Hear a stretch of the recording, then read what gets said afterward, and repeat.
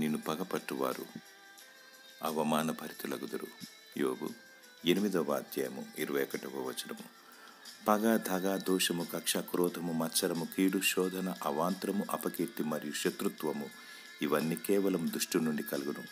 నీపై శత్రువులను తయారు చేసి గలిబిలిని రేపి అసమాధానాన్ని కలగజేసి కృంగజేసి అనారోగ్యమునకు గురి చేసి నిన్ను పతనము చేయాలని సాతానుని యొక్క కుయుక్తి.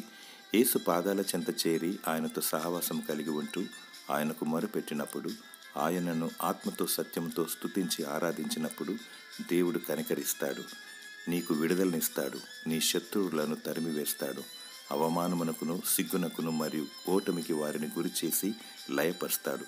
నీ పక్షాన ఉండి నీకు విజయమును ఆనందమును అనుగ్రహిస్తాడు. దేవుడు గొప్పవాడు, శక్తిమంతుడు, నమ్మదగినవాడు. ఈ లోకంతో స్నేహము చేయక, మనుషులను నమ్ముకొనక దేవుని నమ్ముకొనుము.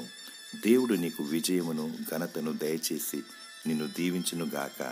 ఆమేన్.